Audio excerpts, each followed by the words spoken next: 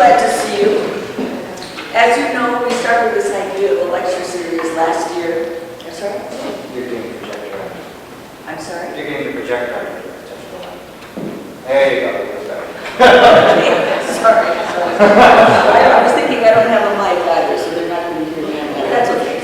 That doesn't matter. So we started this lecture series last year. It was very popular. We thought this year, what could we talk about? We did ethnicity last year. We did a lot about indigenous population before we had the immigration influx in the late 1880s. And then, well, what are the big working? What are the big jobs? What are the big employments? What are the big industrial ideas that happened on the range? And of course, you think about logging, and you certainly think about iron mining, and you think about the fur traders if you go back far enough. So a lot of us know, who are from this area, a lot about iron mining. But if you really think about, how did it happen at the beginning, and we see pictures of dirt roads and trains, and then there are some trucks, and then what happens next? I thought it would be very interesting to talk about the mechanization of iron ore. Where are we now, and also what's the future of all of it? So everyone said, call Jeremy Smolich, who I'm going to tell you happens to be my first cousin once removed. It's iron range, there are lots of people who are related to each other, especially with the Slovenians. So in any case, I'm just delighted to introduce him to you. You see his bio in the program, but maybe he can tell you, and he will tell you, I'm sure, that in his position, this is part of what he has to do, isn't it? You have to plan for the future. Absolutely. The next yes. thing. Yes. Jeremy, you take it from me. Okay. Well, thank you. Thank you, Vita. Thank you for having me. When I was first asked to present on this subject, it was interesting subject matter. I'm not a scholar. I am a study of mining.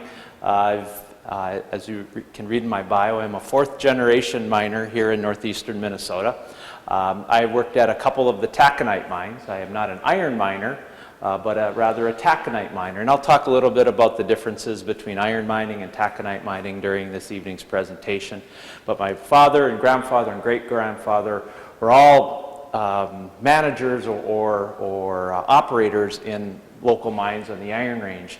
And growing up, I would hear the stories about where grandfather worked or great-grandfather worked, and the ravine that they dug, or the mine that they stripped, or the mine that they planned. And it was all just very intriguing. And I never grew up planning to be a miner. Like most young men and women on the Iron Range, or school students, we were trained to get off of the Iron Range. But there was something that drew me back, and I fortunately had the opportunity to come back to northeastern Minnesota in 1998 after attending the University of North Dakota, or the University of North Dakota in Fargo. There is a difference between North Dakota State and the University of North Dakota. And I had an opportunity to work at U.S. Steel. The big mine that you see up on the hill, Mintac. Mintac at one time had 5,000 men and women that worked at that facility. There was a hospital, there was a restaurant, it was almost a city within itself. And over the years, through the mechanization of mining, in just a short period of time, there are now only about 1,500 men and women that are doing that work at Mintac. Should I use a microphone? Everyone okay? You okay? So during the course of the short time in history, from the late 60s to today, which were taconite, kind of the later end of the history, it's continued to get smaller. At one point in time, there was, at its peak, there was 19,000 miners working in mines in northeastern Minnesota. That was over 100 years ago. So slowly, over time, the amount of labor that was required to mine in our mines here began to get smaller. Miners need volume in order to be economically viable. We need to move a lot of mass and a lot of material, and wheelbarrows and picks and horses just didn't cut it. So, but that's where we started, and that's where we'll start tonight's conversation. A little bit of history on the ranges in Minnesota, the types of ores that are mined, and the mechanical assistance or the mechanization that brought us through the last 140 years of mining. So in Minnesota, there are actually 3 iron ranges. The Vermilion Range, located from a distance from Tower to Ely. The Mesabi Range, the one we're most familiar with, the one that spans from Babbitt to Grand Rapids and the largest, and the Cuyuna Range that's located down in the Aiken area. So there were primarily 2 different types of ores that were mined at these operations. One is a hematite ore, which is a non-magnetic red ore. So we think of iron ore as that red product, and that's correct. And that's hematite, it's non-magnetic. Mesabi range has 2 types of ores, the natural hematite or red ore, and taconite, which is currently being mined today, which is a completely different process than what was done for the first 70 years of mining here on the Iron Range. The Vermilion Range is the oldest iron range in Minnesota, and believe it or not, prior to mining ore, there was a gold rush in northeastern Minnesota on Lake Vermilion. So Lake Vermilion, there was a gold rush in the 1960s, and so there was hordes of people that came up to look for their wealth in gold, finding none, or very, very little. But they did find a much more valuable material, and not by weight, but by volume, and that was iron ore. In the late 1800s, the furnaces, the blast furnaces that started making iron and steel for the industrialization of the United States became hungry for a raw material. And that raw material was found in large masses here in northeastern Minnesota.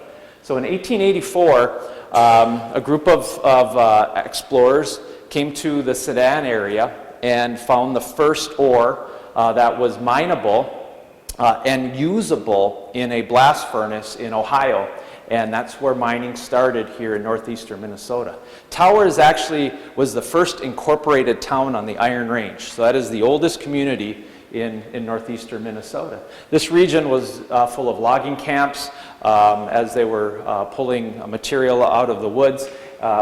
So there was no towns, no infrastructure, and certainly no railroad, roads, or bridges. And the miners helped build that. So as we enjoy life in northeastern Minnesota, we owe a lot to the first miners in building the infrastructure that allows us to travel from Duluth to Virginia and beyond. So that's a little bit about the 3 iron ore ranges or ore ranges that we'll talk about tonight. The 2 ores that I briefly spoke about are a hematite, which is a high-grade ore. It's 62 to 69% iron. So it can go directly into a blast furnace. It's been said that the ore, some of the ore that they pulled out of the mines in the Sedan and Tower area were so rich in iron you could weld rocks together. So welding is a process of using an electrode to melt 2 metals together to create a single piece of steel. You could do that with the iron because it was so rich at the time. And of course, miners are the most frugal I shouldn't say the most frugal, but extremely frugal when it comes to what their product is. They want to find the cheapest and the best and get it out of the ground as quickly and as inexpensive as possible. And so they went to the Vermilion Range because the ore was right on the surface. So when the ore was developed over millions of years, the way the plates had formed is the ore body started up on the iron or the Vermilion Range, and it was very close to the surface. Very little stripping, and stripping is the act of removing waste material from the top of valuable ores or rocks. So on the Vermilion Range, there was a very low stripping ratio. The iron content was 62 to 69%, and that's similar to the pellets that miners are making today. That's the ideal iron content for a taconite pellet.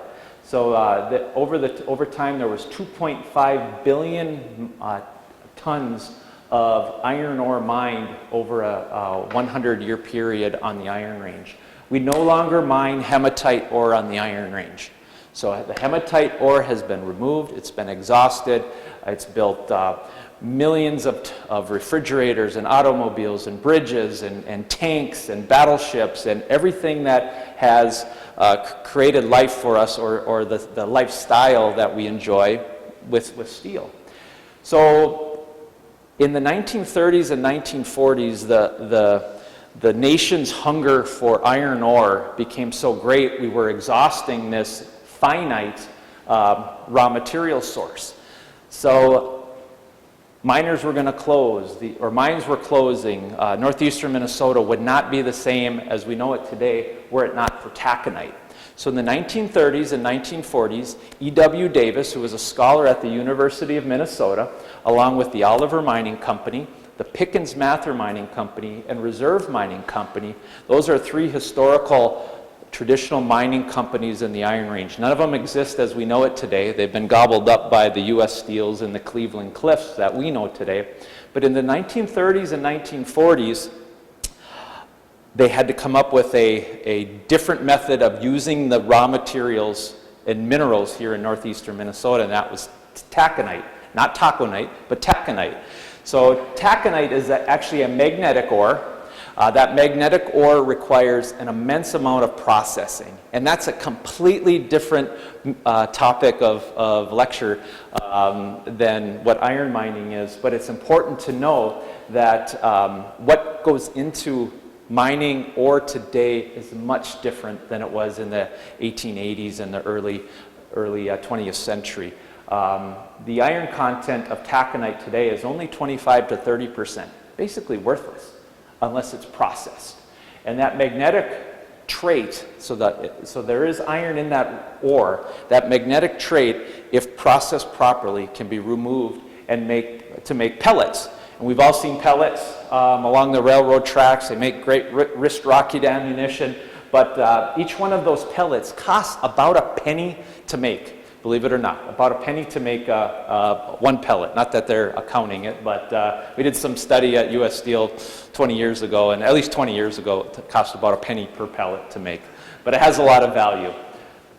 And these pellets are used in a completely different type of blast furnace than that was used in the late 1800s. So moving on, so Minnesota's ores and how they're mined are very dependent on the type of ore, the depth of the ore, the volume, and the grade that a mine is looking for. So this is an image of the Hibtac and the Hullrust mine over in Hibbing. It's one of the largest open pits next to Mintac in the Iron Range. It's a continuous mine that spans basically from, for those of you that are familiar with the Discovery Center at Iron World, when you go through that dip in the road, to the west of that is where the pit starts, and it actually goes all the way over to Keewatin at this point in time. But there's two mining companies that are currently mining it. But in this photo, you can see the red ore bands, and those are lean waste material that's not mineable in today's taconite. So a miner today isn't looking for that rich red iron ore, they're looking for the magnetic dark black taconite.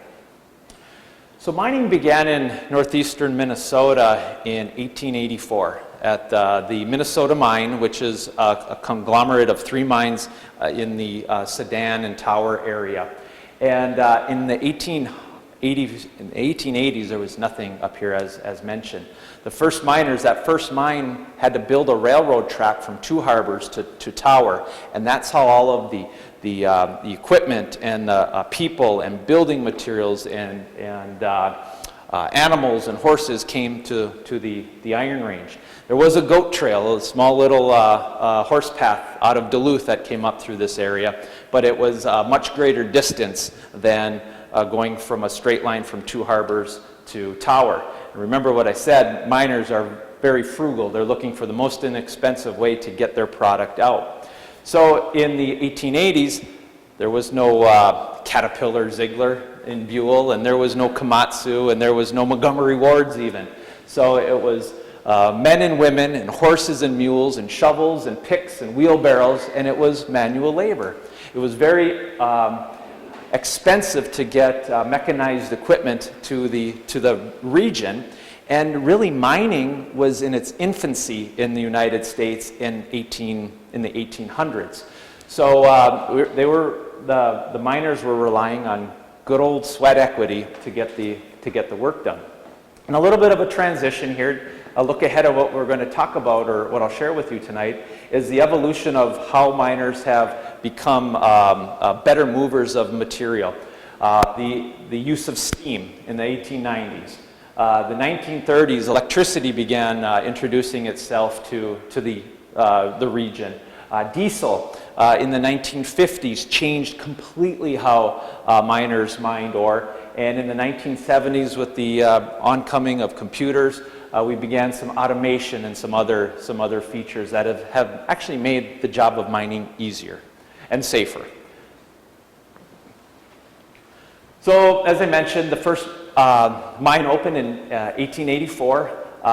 It was both an open pit and an underground mine. So they removed some of the ore from the surface. It was easy to get, but much of the ore, they were following very rich veins of hematite or natural ore through the rock in basically the Sudan underground mine area. So the area that, if you've ever visited the Sudan Underground Mine State Park, that is basically, well, it was the last mine, and there was several mines that were around it, but it's very similar mining. They would follow drifts. The miners would go down in their elevator. Well, it wasn't at the time. They would ladders and go underground and use sweat equity to use picks and shovels and scrape ore off of the walls of the burden. They would load it by hand into four-wheel carts, like a wheelbarrow on a rail, and push it or pull it by the use of horses. Horses lived underground too, and they would move the material on rails through mazes underground. But everything initially was done by labor. And labor was the primary method of removing ore and transporting ore until World War I. World War I took a lot of young men off the Iron Range to fight in Europe in World War I, and so miners still had a demand for ore during that period, and then they began to rely a little more heavily on mechanization of the ore, or I'm sorry, mechanization of moving things out of the pit, because there wasn't enough labor. Shortly after the first mines opened on the Vermilion Range, the Mesabi Iron Range, the area or the range from the Aurora Biwabik area over to what we know today as Coleraine and Marble, began to be developed. Several mining companies saw, hey, they're making money off of this great product on the Vermilion Range. The Mesabi Range is bigger, it's closer to Duluth, and there's going to be much more volume that could be moved. So what we're going to do, we're going to talk a little bit about the shovels. So we talked about, at the first mines, the men and women, well, mostly men at the time, removed the ore from the mine by hand. We're going to talk about the evolution of the evolution of shovels from the 1890s until today. So the first shovel, a steam shovel, was placed into operation in 1892 in the Biwabik mine. It was primarily used for stripping, removing the overburden, the waste material on top that wasn't actually going to be mined. The machine itself weighed 27 tons. It was the largest piece of equipment brought to this part of Minnesota. And there wasn't a double-lane Highway 53 and semi-trucks that could bring it up here.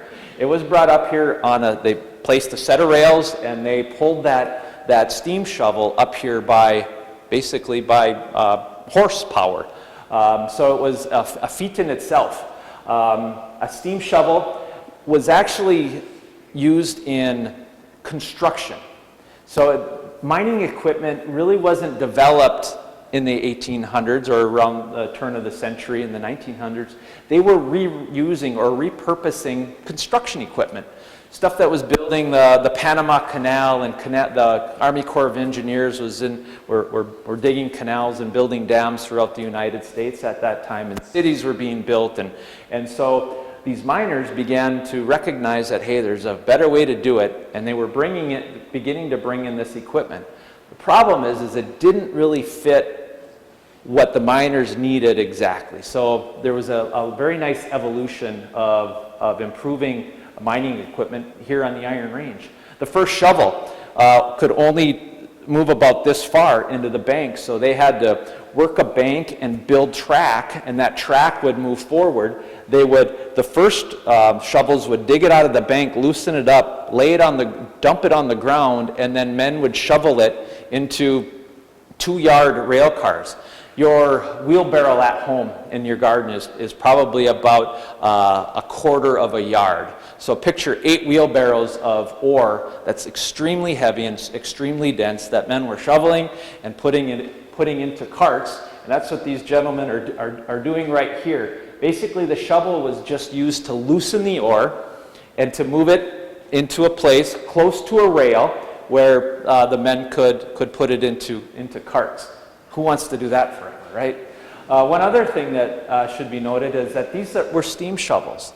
So they required a boiler operator. They required a constant supply of water and coal, which was also very expensive to move that coal. There's no coal in northeastern Minnesota, so that all had to be transported up to the Iron Range.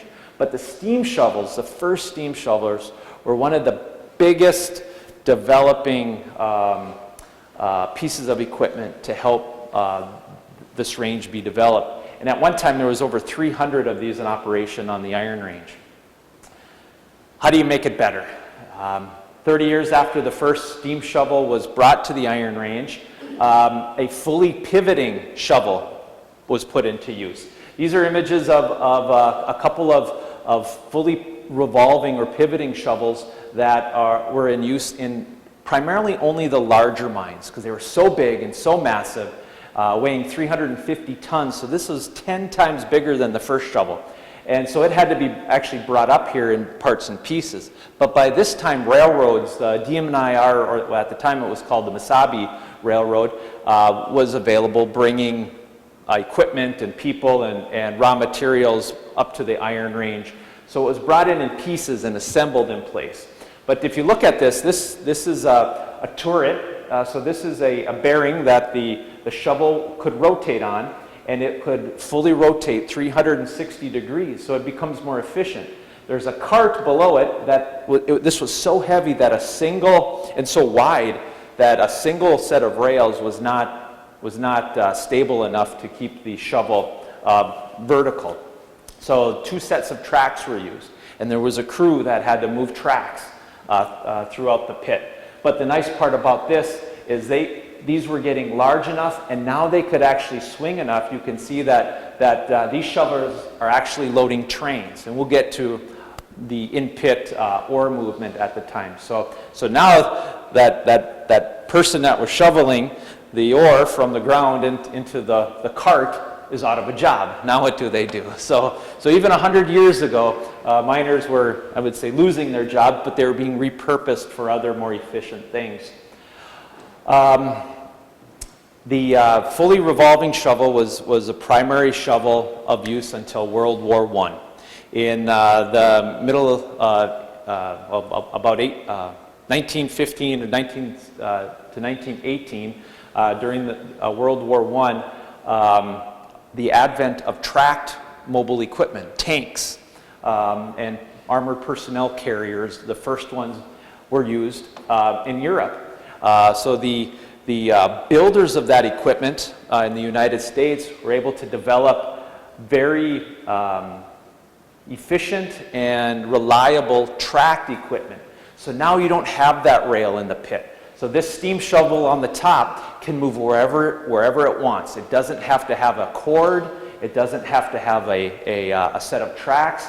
So that mobile steam shovel can now move wherever it wants to. It had to be a little bit smaller because it didn't have that big base that the fully revolving shovel did that was on the rails, but it is more mobile, it's easier to get here, and it matched the size of the loading units. One of the most important things a miner considers when selecting a shovel is what are they loading? How many passes? It's called a pass. When you dig that ore out of the ground, swing, and drop it into a rail car or a truck, how many passes? We don't want that truck sitting there all day long waiting for the shovel to load it. So during the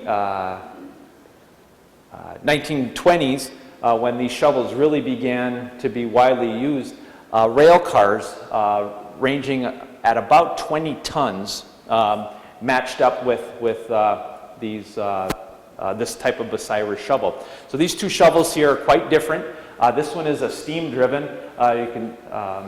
You can see by the coal that's being burnt through the exhaust. And this one is actually an electric shovel. So this image on the bottom is a little bit newer. It's from the 1950s, or the image on top is from the 1920s. But the Bucyrus 50B shovel was one of the most popular shovels used. You can go on the internet right now, and you could buy one of these if you want to. There was so many of them, and they're like a classic car. So if anyone has an interest, I'm not sure how it'll run or how it'll look. It's hard to get parts for it, but it's still, you can purchase one. So also about the same time, electricity came to the Iron Range or northeastern Minnesota, and the first electricity was not the way we know it now. We get frustrated when the power goes out, during a storm. But imagine, electricity was generated years ago by small community generators. Each one of the small towns here had a generator. I remember growing up in Aurora, the old steam plant right in the middle of town. It was generating electricity or steam for the city of Aurora or the community of Aurora. So it was very sporadic. Some communities had it, some didn't. Eventually they all did, but they shut the electricity off, or they shut the plant down at 8 or 9 or 10 o'clock at night. Well, miners, they need to work around the clock in order to get enough ore out of the ground to make their mining endeavor efficient enough. So electricity or electric shovels were available, but they were not exactly user-friendly because they could only run about half the time. It wasn't until the 1920s when Minnesota Power, it was Minnesota Power and Light, but the Minnesota Power that we know today, actually began building an infrastructure along the corridor of the Mesabi Range here in northeastern Minnesota. And then it became attractive finally for an electric shovel to be used here on the Iron Range. Shovels didn't change much, but how they were powered did. So they went from coal-fired to electricity, which is much cleaner, and you don't have to bring in the coal and the water. And also, an electric shovel can work in the winter. Steam-generated shovels, they had to be shut down in the winter. Many of the mines on the Iron Range only operated during the summer months. When things began to thaw in April and May, the miners would come out of the woods and off the logging camps, and they would begin to go back to their jobs in the mine. And come October, as things started to get cold and freeze up, it was hard to get water, and many of the mines on the range only operated part-time. So that's where electricity became a very beneficial fuel or energy source for our miners here. Looking at today, the shovel itself you see there doesn't look a heck of a lot different than the last couple photos that I shared. This is a photo of a P&H 2800 shovel. This is one of the most widely used shovels today on the Iron Range here in northeastern Minnesota. This shovel can load a 240-ton truck in 4 passes. It takes about 3 to 4 minutes to load a truck, 240 tons. Back in 1884, one week they could mine 40 tons. So they do in one truck, they move in one truck today what it took a group of 1,500 miners to do in a week. So the modernization of mining has brought us today where we can load these behemoth trucks with behemoth shovels. So this shovel that you're looking at here is about the size of this building. The operator is sitting about 31 feet off the ground. It can mine a bank that's 55 feet tall. So that's about 4.5 stories. So if you can picture a 4.5 story building, and this large bucket is digging in, it's a 45 cubic yard dipper. So it's just moving a massive amount of material. To put it into perspective, 45 cubic yards is like 5 dump trucks. So the dump trucks that you see around here delivering sand and gravel or garden material for you, imagine 5 of them being picked up at one time by this shovel. Now it doesn't come cheap. It comes comes with a price tag of about $25 million. But this shovel can operate for nearly 30 years with a lot of maintenance over time. So these are computerized. They have GPS programming on them, where the miners today know exactly where they want that shovel to dig to get the perfect blend of ore to go into that processing facility today. So it's amazing. If any of you have had the opportunity to go to the Hull Rust Mine overview over in Hibbing, you'll see these kind of shovels in work in the Hibtac pit. So it's an amazing transformation of technology, but everything you see there today is things that were built and developed over the course of about the last 100 years, since the 1920s and 1930s. So, and right now, I can't tell you how many of these are operating on the Iron Range. I know at Mintac there are 9 of these shovels that are in current operation. So a lot of money and energy is put into that. Yes, sir. These are electric powered? Yes, I'm sorry. Yes, they are electric powered. Yes. Can you tell us how the electricity gets there? You bet. Good. Thank you very much. Yes, so these are electric shovels. They do have some diesel shovels in use on the Iron Range right now. They're smaller. They're very mobile, but these are electric shovels. They have a cable on them about the size of a softball, so it's about 3 inches in diameter.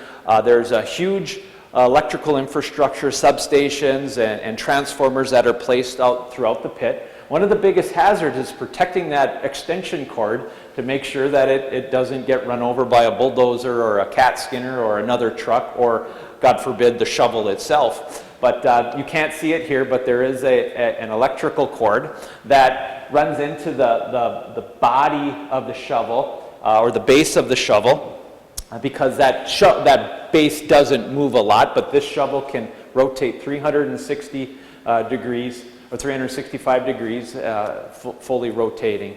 But in order to move the shovel large distances, laborers go into the pit, and they will, there's 2 ways of doing it. They'll either shut the power off to the shovel so it can't move, so there's no energy going to it, so they can move the cable where they want to.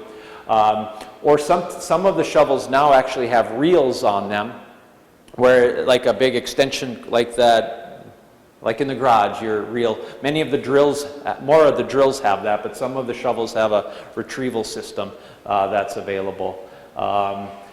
So there's a lot of protection along the mine roads and bridges and barriers that prevent the electrical cord from being damaged. But great question. Thank you. And finally, I mentioned diesel and hydraulics are still in use. One of the coolest pieces of equipment that are in use on the Iron Range right now, and actually you can see one of these in use just behind us when you're traveling up Highway 53 past the UTAC pit, but 994 loaders. In the early 1990s, Caterpillar came out with a massive front-end loader. We've seen these, the city streets get plowed by loaders, and sand and gravel operators use this. But again, another piece of equipment that's as big as this building. Now, it's not as efficient as a shovel. This only has a 23 cubic yard bucket, so it's about half the size of the previous shovel, but it can still load a truck. So when the crew's moving that shovel in that bank to another location and they still need the trucks to be loaded, they can't afford to wait to start mining with that other shovel. So they'll bring in a loader, and for a shift or two, they will continue to load trucks and continue to move ore. So mobility is the biggest benefit of this. The wheels on this loader are about 14 feet tall. So 2.5 or 3 of me standing, and the wheels cost about $80,000. So imagine that wheeled loader working around in the pit, and ore is very sharp, and it will damage and cut the tires quite easily. There's a $250,000 worth of steel chains around all of the tires that protect it from sharp rock that could potentially cut and deflate a very expensive tire. So this is the Caterpillar 994 wheel loader. And again, you can buy one of these on Iron Planet right now if you wanted to. Okay. So that's movement, that's the harvesting of ore. So we talked about, we went through the evolution of the shovels. Now, once you get the ore out of the ground, what do you do with it? How do you get it to its end user, or how do you get it out of the mine or the pit? So we're going to talk a little bit about transporting ore, or ore movement. So we're going to go back to the late 19th century and the 1980s. So again, in the pit, they used small carts to move the ore. So after the miners removed it from the bank, it all fell on the ground, and now they're shoveling it. They have to shovel it into carts. In some cases, horses and mules were used underground. Some cases, so that's an underground image there, and this is a open pit mine where they're scraping the ore off of the wall and putting it into that cart. So this is what we call a narrow gauge rail. It's very narrow. A standard pellet car, the Canadian National Railroad wouldn't fit on this, so it's very small and lightweight. So they called the animals they used in the pit ponies, I guess for good reason, and they could really only move small volumes of cars by themselves. And the ore had to be dumped out of those cars and transferred into another device to get it out of the pit. So an amazing amount of manual labor. Some of the early mines, open pit mines, used devices called skips, ore skips. So the upper picture is the Chandler mine up in Ely, and the lower picture is our state park here at Sedan. And what an ore skip is the miners would bring the ore to a location where this car was placed down at the bottom of the pit, and the ore was transferred from one cart to the other, and a steam generator was placed at the top of the pit, and a cable was used to run a winch or a reel and pull that car out of the pit. Some of the mines on the Vermilion Range actually used electricity. Again, it was fairly unreliable, but it was actually provided by the city of Tower and the Pike River power generation. Any of you that have been to Lake Vermilion here recently or in your life, maybe up to Fortune Bay or to the Vermilion houseboats, when you turn at the Y store and you see the Pike River flowing into Lake Vermilion, would be on the west side of Highway 77, there was a power generation plant there. A hydroelectric plant was built there, the first one on the Iron Range in the 1890s. So that dam is still in place. It's 130 some years old, still holding back the Pike River. But that was a credit, the miners used that energy to help pull the skip cars out of the pit. In the late 1800s, dinkies were brought to the iron range. And what a dinky is a very, very, very small locomotive. It's almost to the point where if you've ever been to the amusement park or the kiddie fair and there's a little toy locomotive that's pulling a bunch of cars around for entertainment, that's about the size of the first locomotives that were used on the iron range. They were called dinkies. They were driven by steam. Again, much like the shovel, we needed a constant supply of water and a constant supply of coal. Each one of these cars had at least 3 operators. They had a brakeman, an operator, and a boiler operator. So there was a person shoveling coal all day from the coal car on the back of the engine and feeding a boiler. So the front of the locomotive is actually a boiler where there's hot water being generated from the burning of coal and causing the piston, moving the piston back and forth to move the wheels down the rails. So the dinkies didn't have a heck of a lot of power, but it was better than a team of horses or miners or men, and they could move about 20 small 2-yard wooden cars originally. So a wooden car is probably, a 2-yard wooden car is probably something you would put as an ornament in your living room. It's very small, but they moved a lot of ore over the years. In the early 1900s, the locomotives had to get bigger because the pits were getting deeper. So all of that easy to get ore that was high up in the pit that the miners liked first had to be mined. The iron range that we're mining actually has a slope downward. So we're mining the northernmost edge of the ore body here on the Mesabi range, and we're mining it south, and we continue to get deeper. So the pits fall about a ½ inch for every foot as the pits move to the south. Miners early on, 120 years ago, recognized that, and they kept following that ore body deeper and deeper into the pit. Well, gravity is not your friend, and they had to get all of that ore out of the pit, all of the overburden out of the pit. So in-pit rail became very popular. So there was teams of track layers that would lay tracks through the pit, positioned next to the shovels, because remember, the first shovels were loading rail cars very close to them. And as the pits grew, the power generated required grew, and the locomotives continued to get larger. So what a 040 locomotive is, go back a photo here. What an 040 locomotive is it's the number of wheels. So it has 0 wheels under the cab, it has 4 wheels below the boiler, and no wheels up in the front. So 040. So as that number grows, so do the number of wheels. So they went from having 4 drivers to 6 driving wheels to a 060, ultimately to an 080, and I'll show a photo here shortly of the pride of the Mesabi Railroad, which is a behemoth locomotive for its time.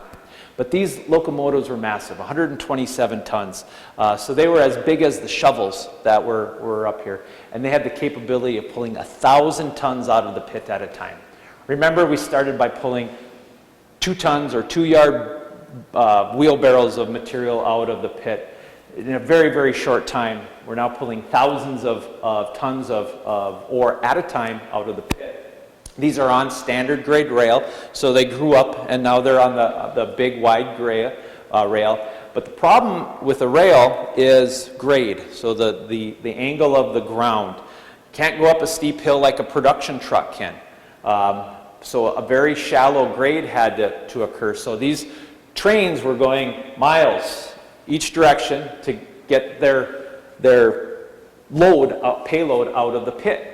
So that's where, as we explore the iron range, we see these benches. So those benches have a purpose. One is that it provides good stability to keep the banks of the wall of the ore from sloughing in, but it also provides a roadway, a method or a flat surface where where these trains can migrate their way out of the pit. When I was working at Mintac, I started in 1998, and late that summer was the last, or was it 99? It was within a year or so of me starting there, was when they suspended using rail in the pit. It was crazy. So I'd be in my office at the agglomerator at Mintac, and I would see a truck get loaded, or I'm sorry, a train get loaded right below the plant. That train had to go all the way to Keewatin and back to Mountain Iron and back to Keewatin and back to Mountain Iron to get itself out of the deep pit up to the crusher where it had to move the ore. When a truck, they just have to drive up the road and they can be there in 5 minutes, where it took this train about an hour to move back and forth.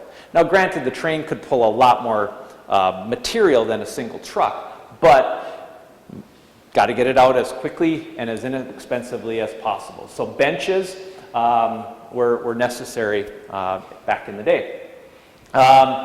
For a short period of time, so the first engines were steam. So again, we're using coal, hot water, and steam energy. For a short period of time, when electricity became more reliable, electric in-pit rail became kind of in vogue, if that's the right term. Not that they used it in the 1920s, but it was the cool thing to do, to have electric. It was cleaner. You don't have to deal with the coal and the soot and water in the pit. But again, it was unreliable. And every time they moved the train track in the pit, they also had to move a power line too, because it had to have a connector line right above the car. So this is the engine. There's a truss structure right here that's made up of conductors, and there's a wire that locomotive is running underneath to keep energy to the car. So it wasn't real popular, but they could go up higher grades. What really changed mining is in the 1940s, when diesel locomotives became available to be used on the Iron Range.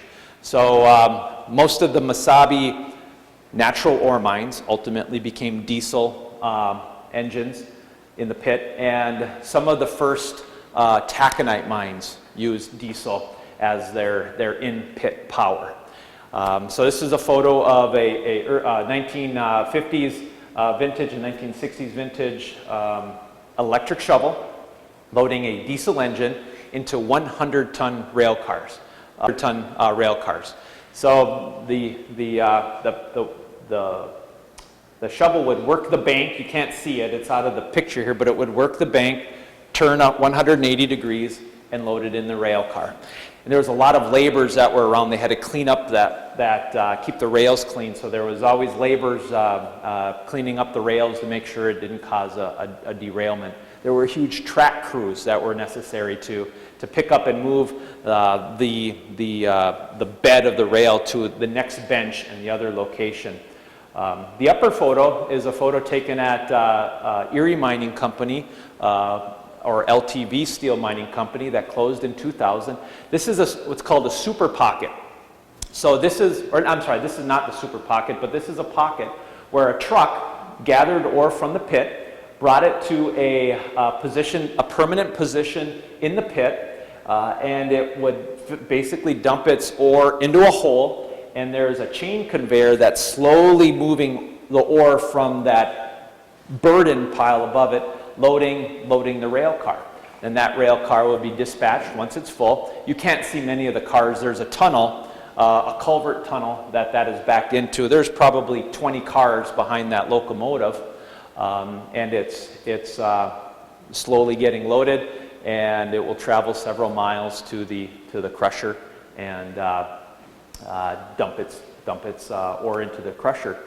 So many of these were able to move 2,000 plus tons of ore at a time. And those diesel engines were used up until about up until about 2000. And currently there are no mines right now that are using any tracked equipment or engines in the pit mining. Everything is being moved today by haul trucks in the pit. So it's what's the most important or the most effective way to do it today. So I told you, I promised you I'd show you a photo of the pride and joy of the Mesabi Railway. This is a 2884 locomotive. This is a behemoth steam engine. This was used for about 20 years in the Mesabi DMNIR range. So we've got the 2 wheels in the front. We've got 8 driver wheels, and you can't see them here, but there's probably the 4 in the back. So that's where the 2884 comes in. So this is called the Yellowstone. It's in a huge boiler. They needed this train because the payloads started getting bigger, and they're transferring ore from the Iron Range down to Proctor and Duluth and 2 harbors right now, or now and 80 or 100 years ago. And so as the payloads got larger, the engines obviously had to get larger also. It's one thing to go from the range down to Duluth. We drop about, I think it's 800 feet in elevation between Virginia and Lake Superior. And getting all of that steel and iron, although they're empty, getting it back up the hill, back up to the Iron Range took a lot of energy and power, and so that's why they needed the large engine. The photo on the bottom is a very iconic engine. This was used primarily at Erie Mining Company and LTV Steel. Those are FA or F9As and F9B locomotives. They ran in tandem, and these are a very coveted locomotive. You can actually see one of these locomotives at the History Center down in Duluth at the Railroad Museum. So one of these is displayed down in Duluth. And that engine was retired when LTV Steel closed in 2000, and it ran for about 50 years, and it moved a lot of pellets from Hoyt Lakes down to Taconite Harbor over the years. Engines were one way to get material out of the pit. What really transformed mining is the use of trucks. Again, mining trucks were not, there wasn't companies like Caterpillar and Komatsu that were designing trucks specific to mining. The miners up here back in the 1940s were relying on construction equipment, so oversized construction equipment. So the first trucks that were brought up here were effective, but not reliable. Pits were dirty, and when it rained, the red ore was soft, and there was big mud holes and ruts and things like that, and they didn't have the road building capacity that they do today. And so the trucks just had to kind of drive where they could, kind of like down not even a country road, but through a country field, but it was just a mess. But they were first used in the 1940s, and they began they were introduced by 2 very iconic truck manufacturers, Mack and Euclid. Mack is still in business today, but primarily on over-the-road trucks. But Euclid was one of the first mining trucks manufacturers that were used here on the Iron Range. And the first trucks were actually used in the Embarrass mine pit. And that was a pit that my great-grandfather helped excavate and dig channels for. He was a dragline operator, so he probably loaded some of those trucks when he was a miner. But the payload is very small, not a heck of a lot more than the cart that the miners were moving through the pit. So as I mentioned, Euclid and Mack were the commonly used. The cycle of these trucks, they went from 5 to 10 yards to 30 to 40 tons were used, eventually 80, 100, and 170 ton trucks. So one manufacturer, the truck builder, was building trucks, and the shovel operators are also building shovels, and they're kind of competing with each other, who can build the bigger one, who can build the bigger one. And so they really drove competition and drove development of very large mining equipment. And today, we're actually mining using 240-ton trucks.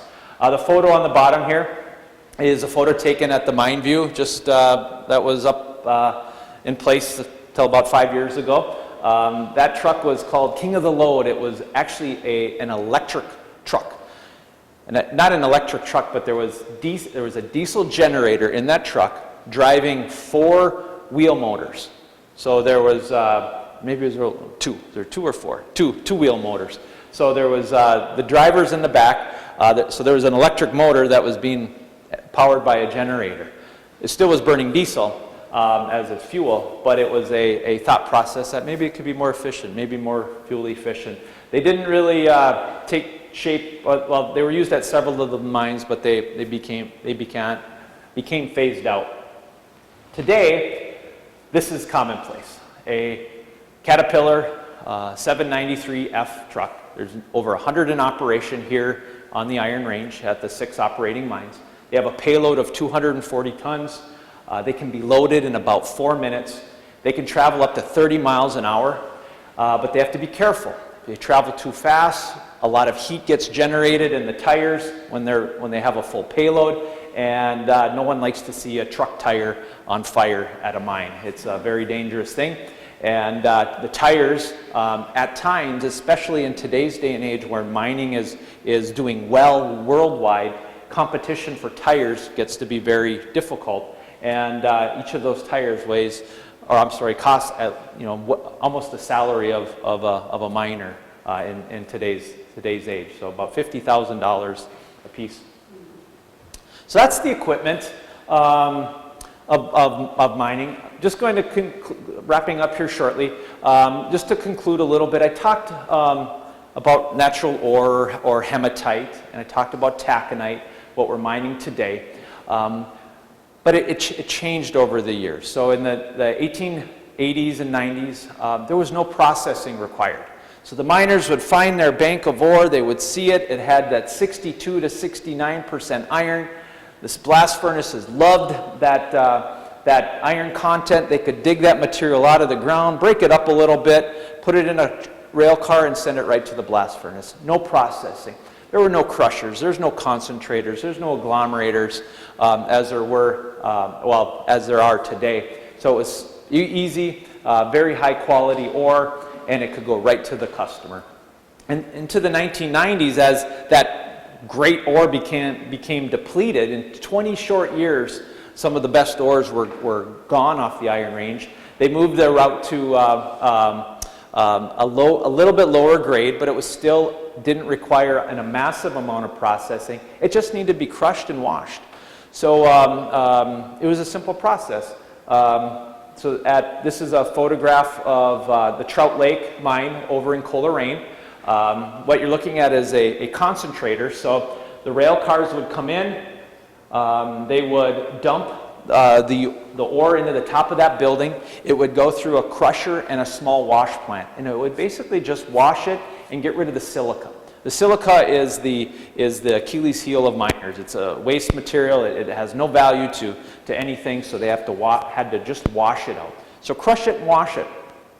Well, that ore had a limited lifespan, and as I mentioned, in the 1930s and 40s, the University of Minnesota, Oliver Mining Company, Pickens Mather, Hanna, the Reserve Mining Company, realized that there is an infinite, is maybe the wrong word, but in life, in the amount of mass of taconite that's available is almost infinite. We cannot mine the volume in our lifetime of 2 or 3 generations behind us.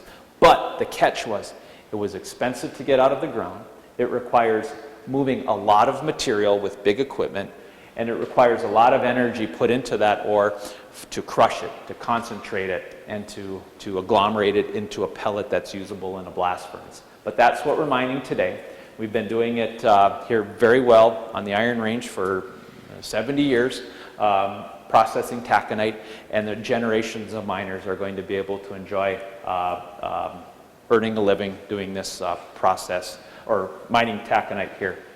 I'm not going to go through these flow charts, but the first miners had no flow chart. Dig it, ship it. The second group of miners, dig it, crush it, wash it, ship it. Today's not so simple. And this is another lecture right here, but this is just an example of a flow chart of the crushing and the concentrating and the regrinding and the processing that's involved, all of the energy that's needed to create a usable iron unit.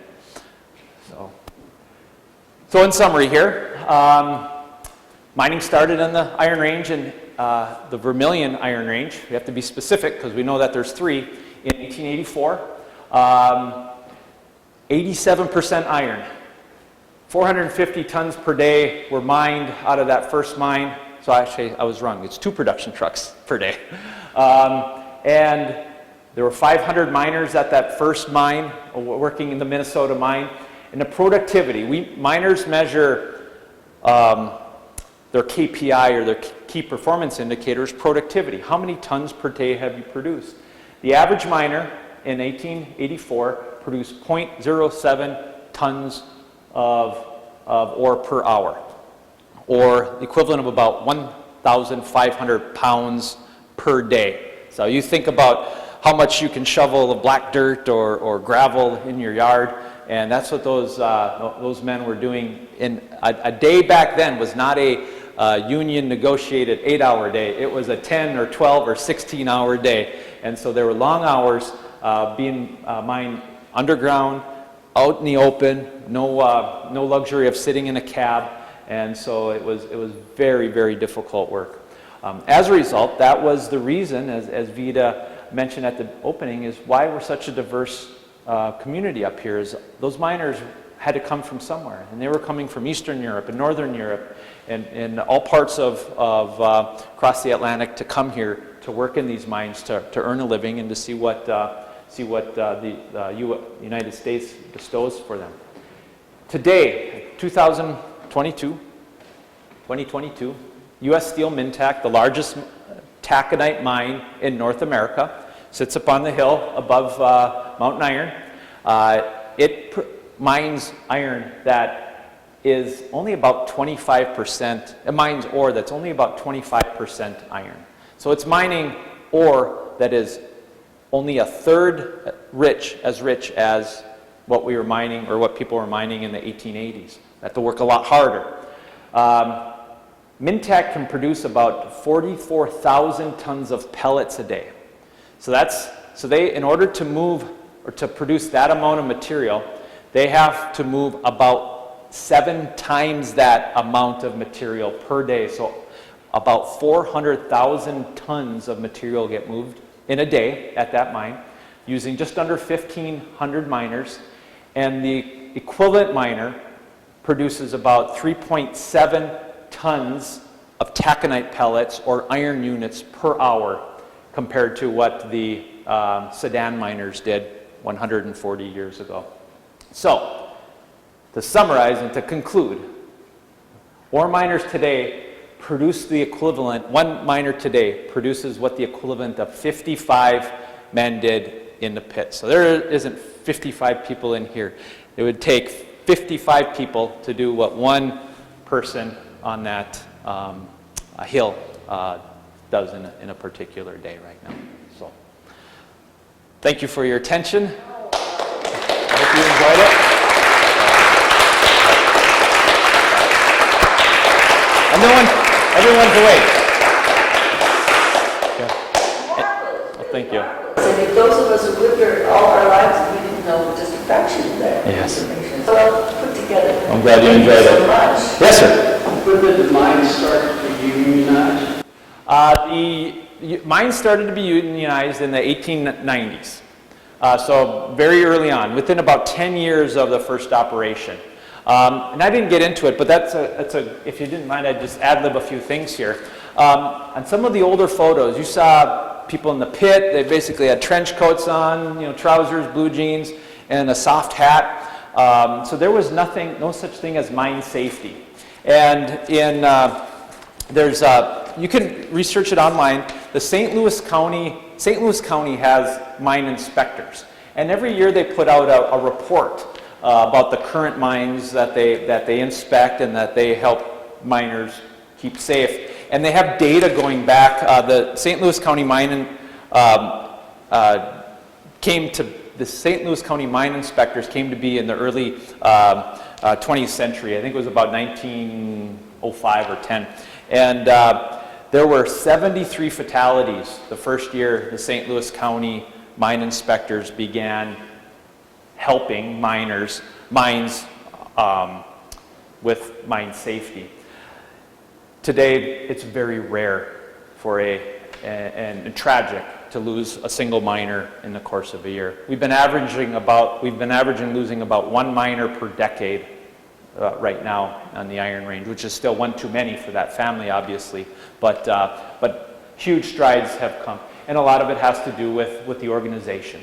There were massive strikes at times that idled and rocked the mining community, but it was necessary. I mean, who should risk their life underground for a ton of ore? I mean, I tell my people every day at work, we're just lining pipe, we're just rubber lining parts. It is not worth losing life or limb to do what we do. It's a job. It's just a job. So just a couple of things. In 1910, we had the most miners employed this is St. Louis County data, so it covers most of the Vermilion Range, well, all of the Vermilion Range and the Mesabi Range. It doesn't cover the Cuyuna Range. But in 1910 was actually the year where we had the most miners working for mines, and that was just under 20,000. Just under 20,000 miners. Today we're just under 5,000 miners physically working in the mine. But there are many companies, such as my own, that employ hundreds of people that support the mining industry. So when taconite mining began to occur, it spun off a completely new group of vendors and suppliers to support that industry. And that's really what has helped keep the Iron Range afloat. So, but great question. World War II took a lot of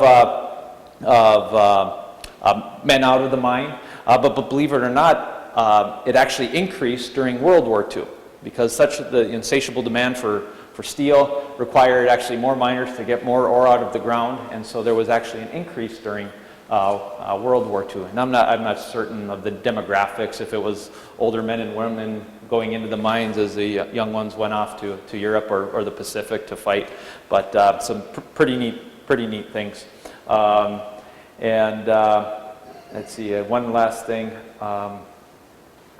And at one point in time, there was nearly 130 different mines operating on the Iron Range. So these little locations and small little mines, about 130 in St. Louis County. Today we have 6.